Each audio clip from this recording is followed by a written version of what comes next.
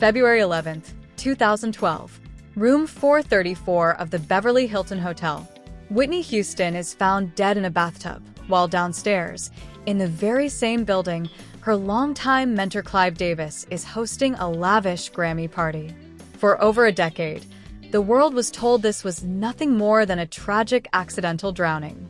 But what if the official story was a complete cover-up designed to protect Hollywood's most powerful elites? Joe Rogan just connected a series of dangerous dots on his podcast that were never meant to be linked. And this time, it goes far beyond Clive Davis. Explosive new claims have dragged two of the biggest names in entertainment into the crosshairs: Oprah Winfrey and Sean Diddy Combs. According to music industry insiders like Jaguar Wright and explosive statements from Whitney's own family, Whitney didn't just pass away. She fought for her life. Defensive wounds, suspicious timing, and a missing hallway security tape all point to something far more sinister. But why now? Why did Oprah suddenly bring up a controversial story about Whitney falling off stage years after her passing? Was it narrative control to protect Clive Davis's legacy? And what about Diddy, the man who allegedly learned every ruthless play in the book directly from Clive Davis himself? Even terrifyingly worse, did Whitney's daughter, Bobby Christina, suffer the exact same fate just for digging too close to the truth about her mother's estate? Today, we are breaking down the shocking theory that is shaking the music industry to its core. What was in the secret note Whitney handed to Brandy just hours before her death? Strap in, because we are diving deep into the darkest scandal Hollywood tried to bury. February 11th, 2012. Room 434 of the iconic Beverly Hilton Hotel. Paramedics rushed down the carpeted hallway, bursting through the doors after an urgent 911 call. Inside, world-renowned icon Whitney Houston is found face down in a bathtub filled with scalding water. Emergency responders perform CPR in a desperate bid to revive her, but it is already too late. At 3:55 p.m., Whitney Houston, the greatest voice of a generation, is officially pronounced dead. The initial news report sent shockwaves through the global media landscape. Toxicology reports were eventually released, citing accidental drowning combined with the effects of atherosclerotic heart disease and cocaine use. Case closed, right? That's what the world was told to believe. But almost immediately, the details surrounding those final hours refused to add up. Look at the environment surrounding her death. This wasn't an isolated room in a quiet residential neighborhood. It was hours before the annual pre-Grammy Gala, one of the highest-profile industry events of the entire year. Hundreds of celebrities, executives, press crews, and security teams were actively filing into the lower levels of the very same hotel. And right at the center of that gala was her longtime mentor, record executive Clive Davis. While Whitney Houston's body was still lying upstairs in room 434, draped in a white sheet as investigators moved through the scene, a celebration was underway just floors beneath her. Clive Davis chose not to cancel his legendary party.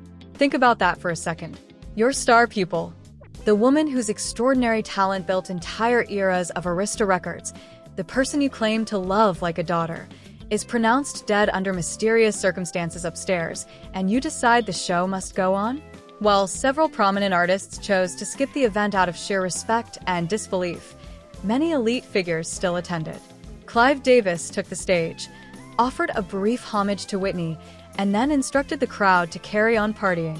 For over a decade, fans and casual observers alike have asked a fundamental question: how could anyone host a party under those circumstances unless there was a cold, calculated effort to maintain business as usual? For years, fringe theorists suggested Clive Davis knew far more than he was letting on. But conspiracy theories remained on the internet's fringes until recent disclosures, podcast revelations, and industry whistleblowers pushed the narrative into the mainstream spotlight. Enter Joe Rogan. On his podcast, Rogan re-examined a series of clips and statements that had quietly sat in the public domain for years, connecting them in a way that suddenly made the music industry look terrifyingly small. Specifically, Rogan referenced an infamous admission made on his own show by comedian Joey Diaz. In that conversation, Diaz nonchalantly detailed how, during a specific window in the past, He was allegedly taking Whitney Houston's daily per diem money, provided by her management team, to buy heavy amounts of illicit substances. Diaz admitted to acquiring high-grade cocaine, cutting it, and handing it directly to Whitney and her entourage over a multi-week span. In a bizarrely dark moment from that broadcast, Diaz mentioned holding onto leftovers with an associate named Marilyn Martinez.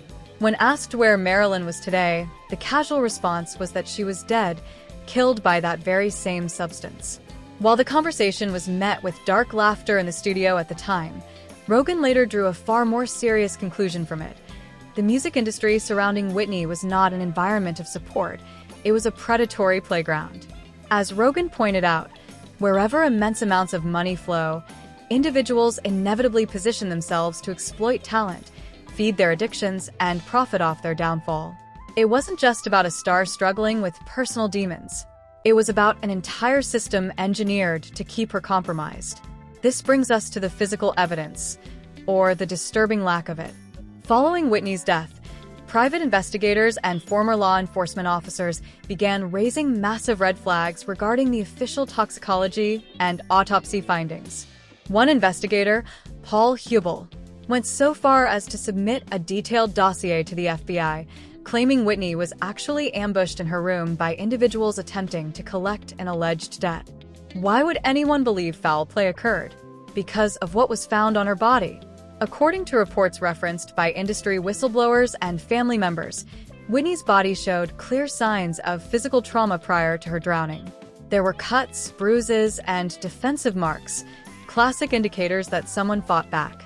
Her face showed signs of trauma, and fingernails were damaged. Yet, the official narrative chalked it all up to a simple, tragic accident in a bathtub. Furthermore, consider the environment.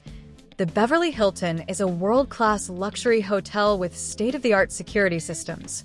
Yet, when questions arose regarding who entered and exited room 434 during the critical 45-minute window before she was discovered, the hallway surveillance footage inexplicably failed to materialize publicly. Who possesses the leverage to make hallway security tapes from a high-profile murder or accidental death investigation completely vanish? In Hollywood, that kind of authority belongs only to the highest tier of industry power brokers. To understand why anyone would want Whitney Houston compromised or out of the picture, you have to follow the golden rule of the entertainment industry. Follow the money. In the music business, an artist's ultimate leverage lies in two things: their publishing rights and their master recordings. When artists face financial strain or attempt to break free from predatory contracts, those assets become blood-stained battlegrounds. Prior to her death, Whitney Houston was attempting to regain control of her life, her career, and her financial independence. She was looking closely at her royalties generated by breaking records previously held by icons like the Beatles and Elvis Presley. She was the single most valuable female catalog in pop history. Insiders claim that right before her untimely death, Whitney was preparing to break away from Clive Davis and the institutional machine that had governed her career for decades. She was realizing just how much money had allegedly disappeared over the years. Instead of allowing her to walk away with her catalog intact, her team pushed her onto demanding international tours, even while she was visibly struggling. Infamous footage from performances in places like Kazakhstan showed an icon running on empty, barely able to perform, yet pushed onto stage to guarantee a paycheck for the machine behind her. She was processed through brief rehab stints, just long enough to appear functional for domestic cameras, all to keep the financial wheel turning. But as her desire to leave grew stronger, so did the tension between Whitney and the executives who controlled her empire. And when Whitney tried to speak out, the industry didn't just fight back. It deployed its most powerful media weapons to control the story forever. To understand how the machine moved to control the narrative after Whitney Houston's passing, we have to look at how media narrative spin works at the highest levels of Hollywood. When public suspicion began shifting toward Clive Davis and the industry executives surrounding Whitney, a sudden shift occurred in how her story was presented to the world. And that brings us directly to one of the most powerful media figures in entertainment history, Oprah Winfrey. Years after Whitney's passing, Oprah appeared at the Cannes Lions International Festival of Creativity to accept a prestigious award. During her speech, instead of focusing on her legendary career milestones, Oprah shared a story that immediately sparked massive outrage. She claimed that during a 2009 taping for her talk show, nearly 2.5 years before Whitney's death, Whitney arrived so heavily impaired by substance abuse that she actually fell off the stage in front of a live audience. Oprah went on to frame herself as a protective savior, claiming she personally stepped in to beg the audience not to leak any photos or videos because it would ruin Whitney's life. On the surface, this story seemed like a moment of empathy. But to industry whistleblowers and members of Whitney's family, the timing of Oprah's sudden confession felt deeply suspicious. Jaguar Wright and other commentators quickly pointed out the timeline. Oprah made these shocking claims during a festival in France on June 23rd, the exact same week that Clive Davis was falsely rumored in media headlines to have passed away, reigniting intense public scrutiny over how he treated Whitney. Social media was flooding with memes and viral posts questioning Clive Davis's role in Whitney's tragic demise. Right on cue, Oprah stepped forward to publicly remind the entire world that Whitney was a struggling addict as far back as 2009. Why bring up an unverified, unreleased story 17 years later? Because in the world of media public relations, reminding the public that a victim was an addict reinforces the official story of an accidental overdose.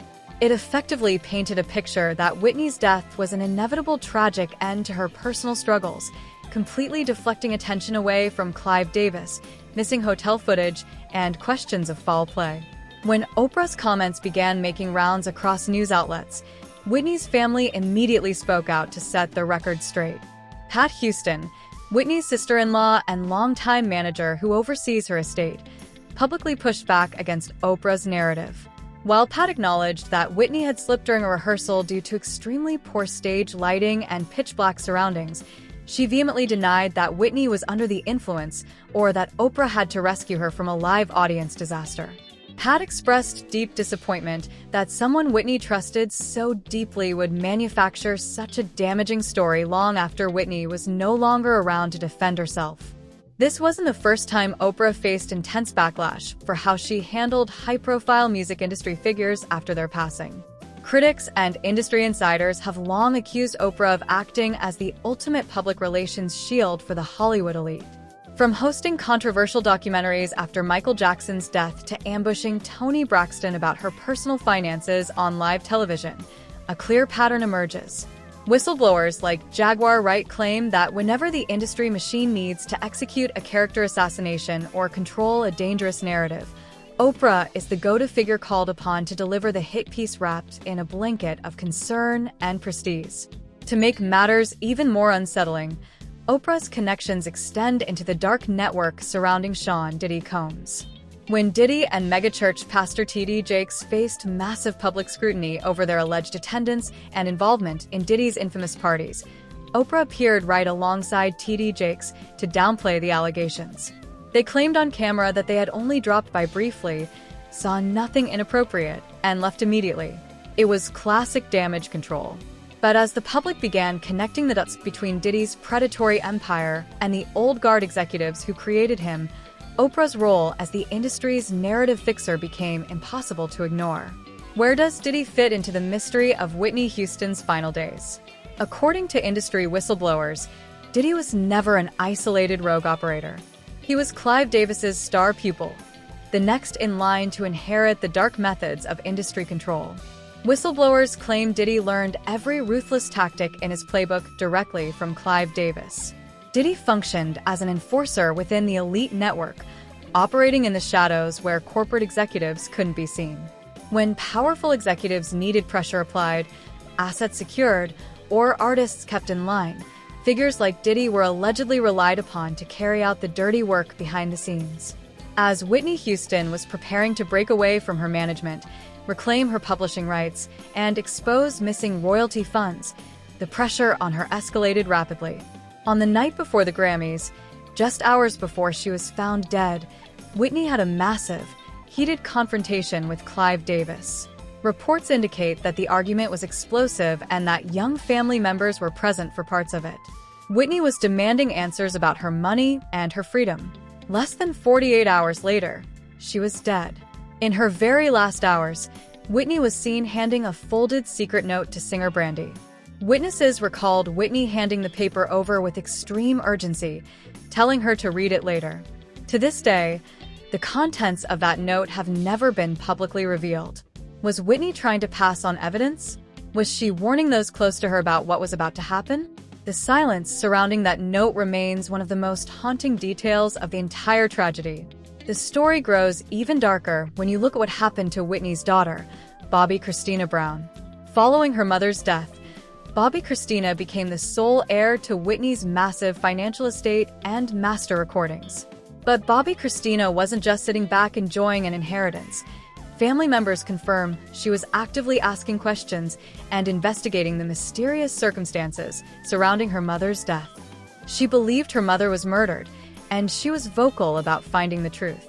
Just 3 years after Whitney passed away in a hotel bathtub, Bobbi Kristina was found face down in a bathtub in her Georgia home under nearly identical, terrifying circumstances. Her aunt, Leola Brown, publicly declared that Bobbi Kristina's death was no accident. Leola stated openly on national television that Bobbi Kristina was brutally beaten, injected with substances, and placed in that tub to make it look like a tragic family pattern of addiction.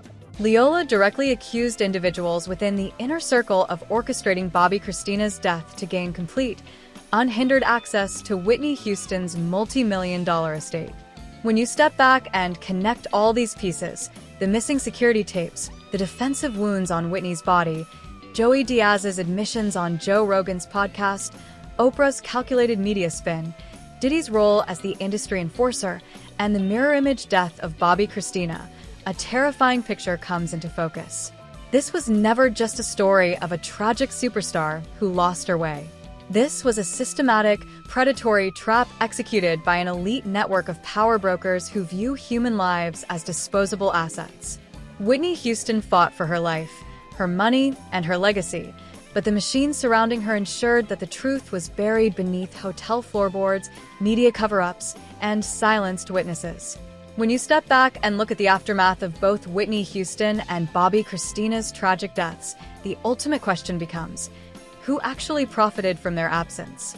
The moment Bobbi Kristina passed away, the last direct bloodline to Whitney's personal legacy was severed. Control over her vast financial empire, her publishing rights, and her priceless master recordings shifted completely into the hands of corporate managers and estate executors. And at the top of that financial pyramid, continuing to collect massive checks off her name, was Clive Davis. Whistleblowers like Jaguar Wright have openly pointed out the sickening irony of how Whitney's legacy has been handled post-mortem. Movies, biographical documentaries, holograms, and commemorative albums were greenlit one after another. But as Jaguar bluntly stated, these projects were never designed to honor Whitney Houston's life or respect her true story. They were corporate mechanisms constructed to generate immense financial returns for the very individuals Whitney was trying to escape before she died. It was about paying the piper and ensuring that the elite network controlling her catalog kept sweeping in millions without any interference from Whitney or her true heirs. This is precisely why the connection between Clive Davis and Sean Diddy Combs becomes so terrifyingly relevant today. For years, the public viewed Diddy as an independent music mogul who simply built a hip-hop empire from scratch. But as recent federal indictments, raids, and explosive industry lawsuits have torn off Diddy's carefully crafted mask, the truth about his origin story has come to light. Diddy was mentored directly by Clive Davis. He studied the blueprints of contract manipulation, absolute narrative control, and how to leverage artists' personal vulnerabilities against them. Diddy didn't invent the dark side of the music industry. He simply refined the playbook handed down to him by old guard executives like Clive. When you analyze how Diddy operated, using fear, compromised situations, physical intimidation, and deep media connections to silence victims, it mirrors the exact system that kept Whitney Houston trapped for decades. Figures like Diddy served as the muscle for the corporate elite. They operated in the gray areas, maintaining control over talents who threatened to step out of line or demand what was rightfully theirs. As Joe Rogan highlighted on his podcast, when industries are backed by billions of dollars, they attract individuals who treat human beings as mere commodities. And when a commodity tries to reclaim its freedom, the machine moves ruthlessly to protect its bottom line. Even Ray J, who was one of the last people to see Whitney Houston alive in room 434, found his life and career drastically altered in the aftermath. Shortly after Whitney's death, Ray J was handed lucrative reality television deals and prominent media platforms, leading many industry watchers to question the sudden rewards given to those who held key pieces to the puzzle. Meanwhile, Whitney's family members who spoke out, like Leola Brown, were systematically marginalized by mainstream media, dismissed as grieving, unstable relatives spouting wild theories. The tragic reality of Whitney Houston's story is that the warning signs were visible all along. From being pushed onto international stages in places like Kazakhstan when her health was visibly failing, to being cycled through rapid rehab programs just long enough to put on a show for American cameras, Whitney was running on borrowed time within a system that cared only about the next check. And when her death finally occurred, the machine didn't pause for a single second. The party downstairs at the Beverly Hilton kept playing. The media narrative was spun by powerful allies like Oprah Winfrey to focus solely on her addiction, and the financial machine kept printing money off her voice. Joe Rogan's podcast didn't invent these connections out of thin air. It simply brought light to a terrifying pattern that industry insiders have been screaming about for over a decade. The mysterious missing hotel footage, the defensive marks documented on her body, the secret note handed to Brandy, the eerie mirror image death of her daughter Bobby Christina, and the deep ties linking Clive Davis, Diddy, and media fixers all point to one undeniable conclusion. Whitney Houston did not just succumb to her demons in a hotel bathtub. She was a woman trapped in an elite spiderweb, fighting for her life, her money, and her freedom against a machine that refused to let her walk away. Hollywood tried to bury this story under layers of public relations spin, posthumous awards, and media distractions. But as the empire built by figures like Diddy and Clive Davis continues to crumble under public scrutiny and legal exposure, the truth is finally forcing its way to the surface. The dots have been connected, the silence has been broken, and the world is finally seeing the dark cost of Hollywood's biggest secrets.